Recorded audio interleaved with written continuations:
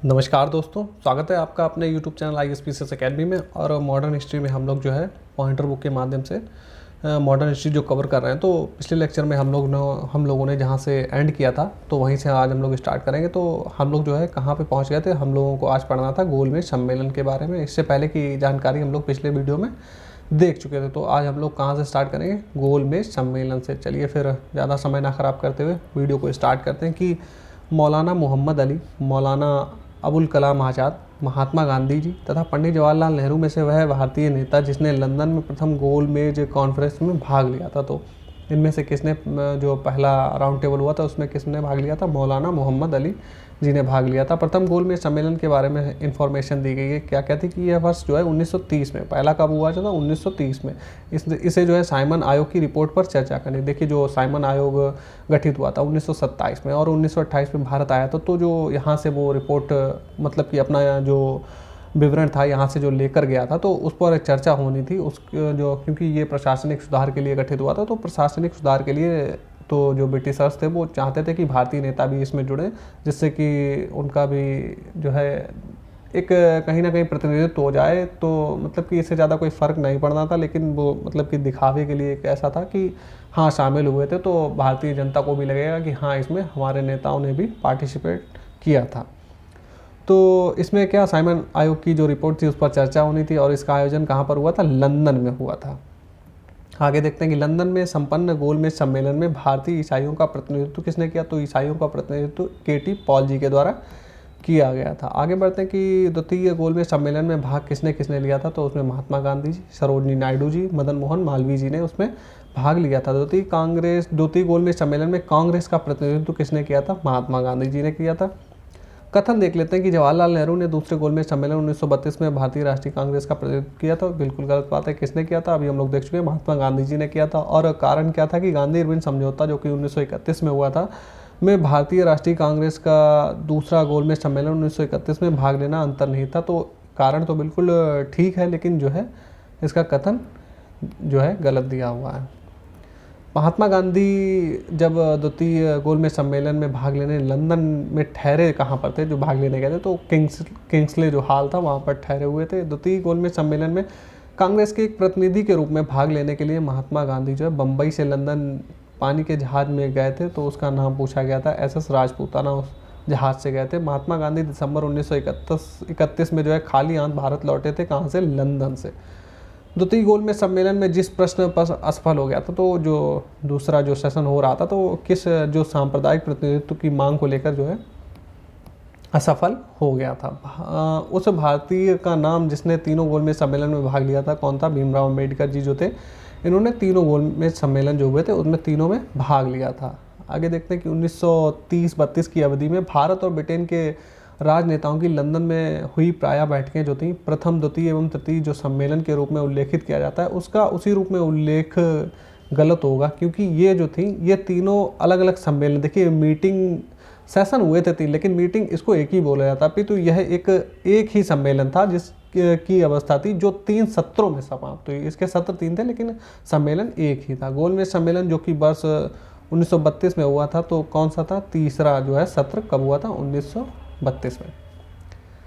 आगे बढ़ते हैं हम लोग, इन्फॉर्मेशन थोड़ी और है गोलमेज सम्मेलन के बारे में। चलिए हम लोग देख लेते हैं। क्या है कि प्रथम गोलमेज सम्मेलन में डॉक्टर भीमराव अम्बेडकर ने दलित वर्ग के लिए अलग निर्वाचक मंडल की मांग रखी थी और पूना पैक्ट में स्थानीय निकायों तथा सिविल सेवाओं में दलित वर्गों के प्रतिनिधित्व के लिए विशेष उपबंध रखे गए थे। तो जो अम्बेडकर जी थे उन्होंने पृथक निर्वाचक मंडल की मांग रखी थी, जिसको जो है उसके बाद में गांधी जी जो है अनशन पर बैठ गए थे। उसके बाद में क्या हुआ कि जो मदन मोहन मालवीय जी और अम्बेडकर जी के बीच में समझौता हुआ कि हम आपको जो है सीटें ज़्यादा दे देंगे, प्रतिनिधित्व तो आपका ज़्यादा देंगे, लेकिन पृथक निर्वाचक मंडल की मांग नहीं हुई थी। तो उसके लिए पूना पैक्ट हुआ था। और क्या हुआ था कि तृतीय गोलमेज सम्मेलन में भारतीय राष्ट्रीय कांग्रेस ने भाग नहीं लिया था। आगे बढ़ते हैं, जो सांप्रदायिक पंचांग या फिर पूना पैक्ट जिसको बोला जाता है 1932 में हुआ था, इसको देख लेते हैं हम लोग कि सांप्रदायिक अधिनिर्णय घोषित किया तो किसके द्वारा, रैमजे मैकडोनाल्ड के द्वारा घोषित हुआ था। अगस्त 1932 में रैमजे मैकडोनाल्ड के सांप्रदायिक पंचायत के द्वारा पहली बार पृथक निर्वाचक समूह किसको बनाया गया था, तो अछूतों के लिए पृथक निर्वाचक समूह बनाया गया था। कथन देखते हैं कि ब्रिटिश सरकार ने अगस्त 1932 में सांप्रदायिक पुरस्कार की घोषणा की थी और कारण इसका क्या था कि इसके तहत जो है अल्पसंख्यक समुदाय के लिए विधानमंडल में कुछ सीटें आरक्षित की गई थी, जिसके लिए सदस्यों का चुनाव पृथक निर्वाचक मंडल में होता है। तो दोनों ही बातें ठीक हैं और रीज़न भी बिल्कुल ठीक दिया हुआ है। मैकडोनाल्ड के सांप्रदायिक पंचायत यानी कम्युनल अवार्ड ने पृथक चुनाव क्षेत्र एवं आरक्षित सीटें आवंटित की थी। किसको किसको? मुसलमानों को, सिखों को और अनुसूचित जातियों के लिए पृथक सीटें जो है रखी हुई थी। महात्मा गांधी ने पहला आमरण अनशन प्रारंभ कब किया? तो जो कम्युनल अवार्ड आया था तो इसी के विरोध में जो है महात्मा गांधी ने पहली बार आमरण अनशन स्टार्ट किया था। वर्ष 1932 में महात्मा गांधी ने मरण पर्यंत उपवास प्रधानता इसलिए किया था क्योंकि रैमजे मैकडोनाल्ड ने सांप्रदायिक अधिनिर्णय कम्युनल अवार्ड की घोषणा की थी, तो इसीलिए इन्होंने स्टार्ट किया था। सांप्रदायिक अवार्ड एवं पूना पैक्ट में दलित वर्ग के लिए सीटें दी गई थी, तो क्रमशः 71 व 147। पूना समझौते का उद्देश्य क्या था? तो इसका था दलित वर्ग को प्रतिनिधित्व देना, इसका मुख्य उद्देश्य था। स्टेटमेंट देखते हैं कि पूना पैक्ट ने जो है कम्युनल अवार्ड के उद्देश्यों को धराशायी कर दिया था। बिल्कुल सही है, क्योंकि इसके बाद में ये पूरा नहीं हो सकता था। और कारण क्या था कि उसके माध्यम से संसद एवं विधानसभाओं में अनुसूचित जातियों, अनुसूचित जनजातियों के सीट आरक्षण का मार्ग प्रशस्त हो गया। बिल्कुल ही, इसमें कोई डाउट नहीं है। तो दोनों ही कथन और कारण आपके व्याख्या भी सही हो रही है। अगला देखते हैं कि ब्रिटिश सरकार ने अगस्त 1932 में सांप्रदायिक पुरस्कार की घोषणा की थी। बिल्कुल ठीक बात है। और कारण क्या था कि इसके तहत प्रत्येक अल्पसंख्यक समुदाय के लिए विधानमंडलों के लिए कुछ सीटें आरक्षित की गई थी, जिसके सदस्यों का चुनाव पृथक निर्वाचक मंडल के द्वारा होना था या फिर होता था। तो ए और दोनों सही और स्पष्टीकरण भी बिल्कुल ठीक कर रहा है। श्री भीमराव अंबेडकर व गांधी जी के बीच में एक समझौता हुआ था जो कहलाता है, तो कहाँ पर? पूना समझौता। देखिए अब यहाँ पर कहीं कहीं पर हस्ताक्षर की बात कर लेते हैं, किसने किया था? तो उस पर मदन मोहन मालवीय जी और अंबेडकर जी के हस्ताक्षर थे, ना कि उस पर हस्ताक्षर जो है गांधी जी ने किए थे। समझौता जरूर हुआ था लेकिन उस पर हस्ताक्षर जो है नहीं थे गांधी जी के। पूना पैक्ट पर हस्ताक्षर किए थे सांप्रदायिक अधिनिर्णय के विरुद्ध गांधी जी के आमरण अनशन के बाद पूना समझौता कब हुआ था? इसकी डेट भी याद रखिए, 24 सितंबर 1932 को हस्ताक्षरित हुआ था। इस समझौते पर गांधी जी के समर्थकों एवं अंबेडकर ने हस्ताक्षर किए थे। तो समर्थक कौन थे? मदन मोहन मालवीय जी। गांधी जी ने इस पर हस्ताक्षर नहीं किए थे, तो ये क्लियरिफिकेशन जरूरी है। सांप्रदायिक अधिनिर्णय की घोषणा के पश्चात संपादित हुआ था, क्या हुआ था? पूना समझौता हुआ था।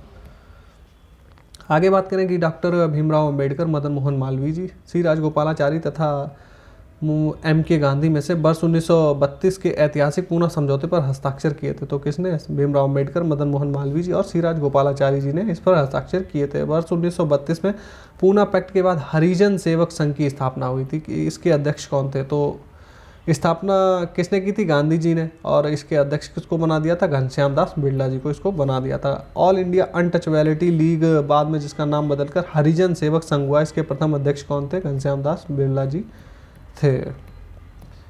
अखिल भारतीय हरिजन समाज जो था, इसकी स्थापना किसने की थी? तो महात्मा गांधी जी ने। हरिजन सेवक संघ का पूर्व नाम क्या था? All India anti untouchability league जो थी, इसका पुराना नाम था।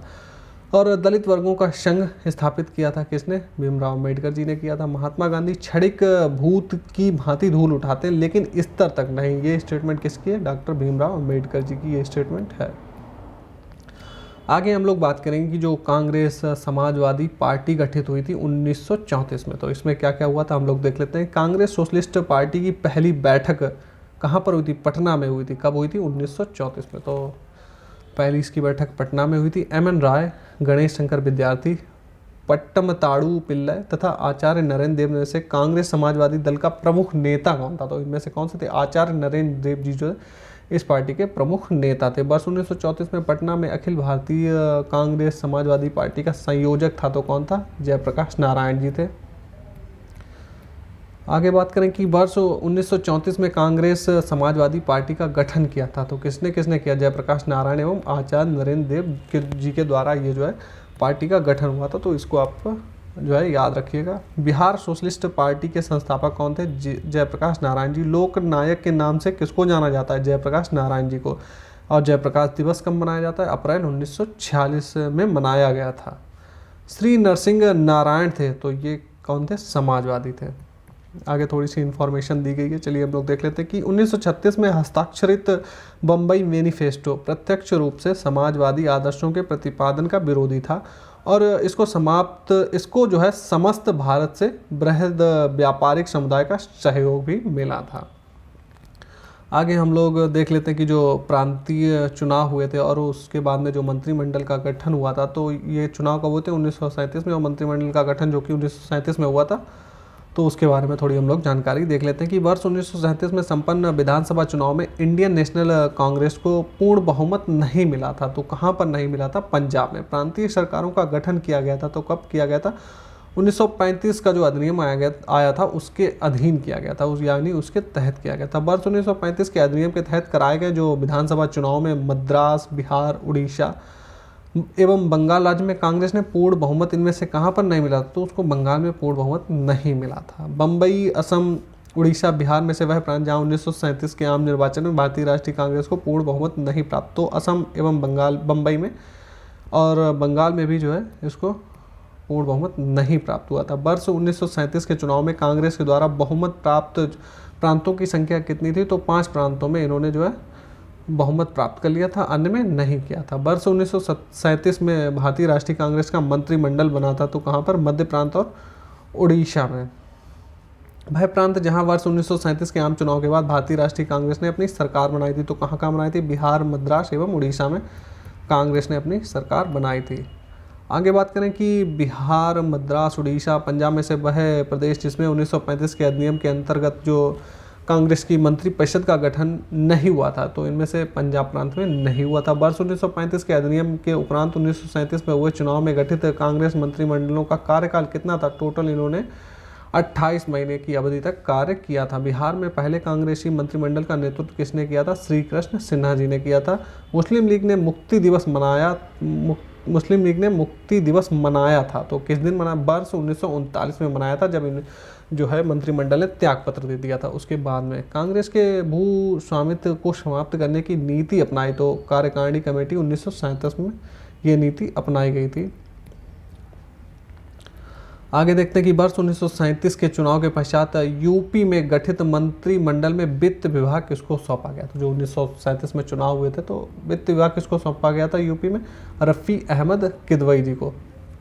कांग्रेस प्रशासित प्रदेशों में मुस्लिमों की शिकायतों से संबंधित रिपोर्टों का सही कालानुक्रम हम लोग देख लेते हैं। तो सबसे पहले कौन सी थी? पीरपुर रिपोर्ट, फिर उसके बाद में शरीफ रिपोर्ट, उसके बाद में मुस्लिम सफरिंग अंडर कांग्रेस रूल, तो ये उसका सही क्रम दिया हुआ है। कांग्रेस का जो त्रिपुरी संकट कहा जाता है, तो त्रिपुरी संकट में क्या हुआ था? 1939 में जो संकट खड़ा हो गया था। चलिए देख लेते हैं कि वर्ष 1938 में भारतीय राष्ट्रीय कांग्रेस के अध्यक्ष कौन निर्वाचित हुए थे? सुभाष चंद्र बोस जी। भारतीय राष्ट्रीय कांग्रेस के हरिपुरा अधिवेशन की अध्यक्षता किसने की थी? सुभाष चंद्र बोस जी ने, जो कि 1938 में होता। हरिपुरा, जहां भारतीय राष्ट्रीय कांग्रेस का वार्षिक अधिवेशन वर्ष 1938 में सुभाष चंद्र बोस की अध्यक्षता में हुआ था, वह कहाँ पर स्थित है? वह है गुजरात में। हरिपुरा कहाँ पर है? गुजरात में। भारतीय राष्ट्रीय कांग्रेस के त्रिपुरी सम्मेलन में, जो कि वर्ष 1939 में हुआ था, सुभाष चंद्र बोस को कांग्रेस का अध्यक्ष चुना गया था। यह त्रिपुरी कहाँ पर है?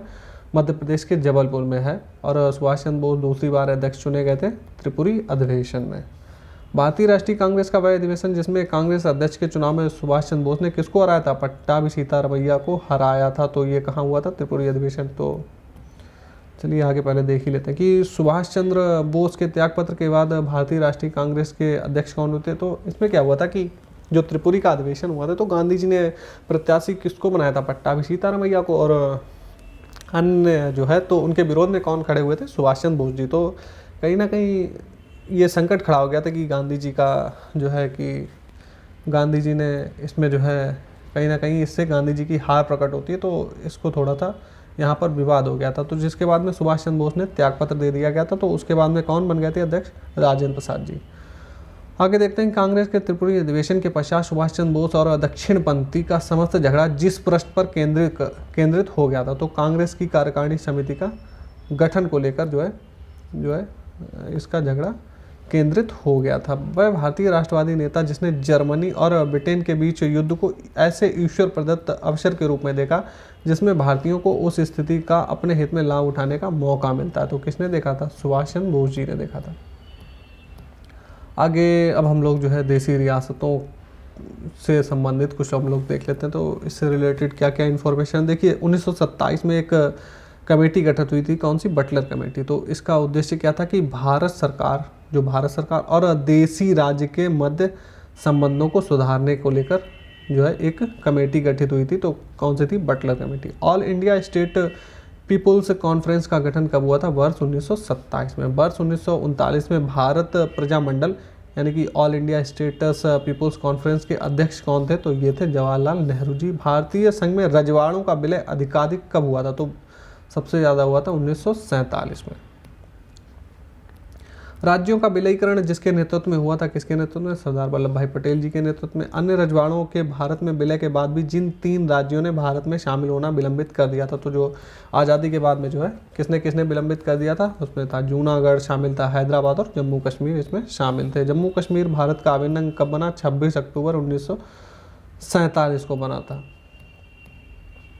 बात करें कि भारतवर्ष के विभाजन के समय ब्रिटिश भारत के पंजाब, असम, बंगाल तथा बिहार में से वह प्रांत है जिसने एक संयुक्त एवं स्वतंत्र अस्तित्व के लिए योजना सामने रखी थी। तो किसने रखी थी, स्वतंत्र, पंजाब कह रहा था कि हम जो है अपना स्वतंत्र जो है अस्तित्व बनाए रखेंगे। देसी राज्यों में से यथावत स्टैंड स्टिल जो समझौते का पक्षधर कौन था, तो वो था हैदराबाद। द्वितीय विश्व युद्ध का जो टाइम पीरियड था उससे रिलेटेड जो भी इंफॉर्मेशन है भारत के प्रोस्पेक्टिव से हम लोग भारत के परिप्रेक्ष्य से देख लेते हैं। तो इसमें क्या क्या था कि द्वितीय विश्व युद्ध के संबंध में भारतीय राष्ट्रीय कांग्रेस की नीति थी, क्या थी, पूर्ण स्वतंत्रता का आश्वासन मिलने पर ही ब्रिटेन को सहयोग किया जाएगा। कथन देखते हैं कि द्वितीय विश्व युद्ध में भारतीय राष्ट्रीय कांग्रेस ने अंग्रेजों को सहयोग प्रदान किया था और उसका कारण क्या है, क्योंकि उन्हें पूर्ण स्वराज प्राप्त होने की आशा थी। तो पूर्ण स्वराज प्राप्त होने की आशा तो नहीं थी, लेकिन सुधार होने की आशा थी, तो इस वजह से आपका कारण गलत हो जाएगा। देखिए इसी तरीके के वीडियो अगर आपको और भी चाहिए, हिस्ट्री और मैंने इन्वायरमेंट भी पढ़ा दिया, हिस्ट्री लगभग पूरी हो ही जाएगी आपको 5 से 6 वीडियो में, और तो पूरी हिस्ट्री आपको कंप्लीट हो जाएगी। तो अगर आपको पूरी स्टार्ट से हिस्ट्री और एनवायरनमेंट के लेक्चर चाहिए तो आपको हमारे कमेंट बॉक्स में आपको वहाँ से लिंक मिल जाएगा पूरी प्लेलिस्ट का, और एनवायरनमेंट का जो लेक्चर है वो भी आप प्लेलिस्ट में जाके आप वहाँ से पढ़ सकते हैं। तो आगे बात करें कि कथन दे रखा है कि वर्ष 1939 में सभी प्रांतों में कांग्रेस मंत्रिमंडलों ने त्यागपत्र दे दिया। तो क्यों दिया था, इसका रीज़न देखते हैं। इसमें क्या दिया है कि कांग्रेस ने द्वितीय विश्व युद्ध के संदर्भ में वायसराय के जर्मनी के विरुद्ध युद्ध घोषित कर देने के निर्णय को स्वीकार नहीं किया। तो इसमें दोनों ही चीज़ें बिल्कुल ठीक दी हुई हैं। आगे बात करें कि द्वितीय विश्व युद्ध या महायुद्ध समाप्त कब हुआ था, तो ये हुआ था 1945 में। द्वितीय विश्व युद्ध के समय ब्रिटेन का प्रधानमंत्री कौन था, तो विंस्टन चर्चिल इसके प्रधानमंत्री थे। अब हम लोग देख लेते हैं कि पाकिस्तान की जो मांग हुई थी उससे रिलेटेड जो भी क्वेश्चन है, चलिए देख लेते हैं कि भारतीय मुसलमानों के पृथक राज्य के लिए पाकिस्तान शब्द का प्रयोग सबसे पहले किसने किया था, तो चौधरी रहमत अली और उनके मित्रों ने पाकिस्तान शब्द का प्रयोग किया था पृथक राज्य के लिए। भारत मुसलमानों के लिए पृथक राष्ट्र का विचार किसने दिया था, सर मोहम्मद इकबाल जी जो है इन्होंने दिया था कि सर्वप्रथम भारत में एक पृथक मुस्लिम राज्य का प्रस्ताव रखा था, तो किसने, मोहम्मद इकबाल जी ने रखा था। आगे बात करें कि पाकिस्तान के अलग राज्य आंदोलन का नेतृत्व किया किसने, मोहम्मद अली जिन्ना जी ने। मोहम्मद अली जिन्ना को हिंदू मुस्लिम एकता का दूत कहा था, तो किसने कहा था, सरोजनी नायडू जी ने कहा था। कथन इसमें दिया गया है कि नेहरू एक राष्ट्रभक्त हैं जबकि जिन्ना एक राजनीतिज्ञ हैं। तो ये स्टेटमेंट किसकी थी, ये सर मोहम्मद इकबाल के द्वारा दी गई थी। मोहम्मद अली जिन्ना के विषय में जो थोड़ी सी इन्फॉर्मेशन देख लेते हैं। वे जो है 2 राष्ट्र सिद्धांत के समर्थक थे। उन्होंने 1940 के मुस्लिम लीग के लाहौर के वार्षिक अधिवेशन की अध्यक्षता भी की थी और असहयोग आंदोलन में उन्होंने भाग नहीं लिया था। मुस्लिम लीग के एक पृथक देश की प्रथम बार एक निश्चित अभिव्यक्ति हुई थी, कब हुई थी, 1930 के मुस्लिम लीग के इलाहाबाद अधिवेशन के इकबाल के अध्यक्षीय भाषण में जो है अभिव्यक्ति हुई थी। नाउ और नेवर पैम्पलेट लिखा था, किसने लिखा था, रहमत अली जी ने लिखा था। मुस्लिम लीग के द्वारा पाकिस्तान की स्थापना की मांग करने वाला प्रस्ताव पारित किया था, कब किया था, 1940 में। वर्ष 1940 में मुस्लिम लीग के अधिवेशन में पाकिस्तान के सृजन का प्रस्ताव रखा था, तो किसने, खलीकुज्जमा ने रखा था। मुस्लिम लीग का वार्षिक अधिवेशन जिसमें जिन्ना के 2 राष्ट्र के सिद्धांत को मान्यता दी गई थी, तो ये हुआ कहाँ पर था, ये हुआ था लाहौर में। मुस्लिम लीग ने भारत के विभाजन की मांग का प्रस्ताव अपने किस अधिवेशन में रखा था? तो ये रखा था लाहौर अधिवेशन में। और लाहौर अधिवेशन जो है कब हुआ था? 1940 में।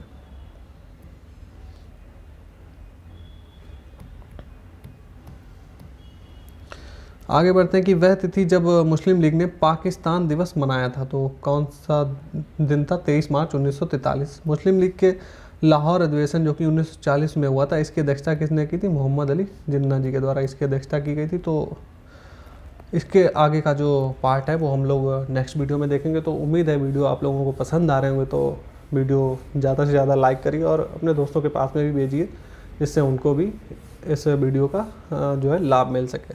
और चैनल पर अगर पहली बार विजिट कर रहे हैं तो हमारे चैनल को सब्सक्राइब कर लीजिए, और क्योंकि आपके एग्ज़ाम पॉइंट ऑफ व्यू से काफ़ी इन्फॉर्मेशन आपको हमारे चैनल पर मिलने वाली है। समय समय पर आपको हर सब्जेक्ट यहाँ पर पढ़ाया जाएगा। तो चलिए फिर मिलते हैं नेक्स्ट वीडियो में।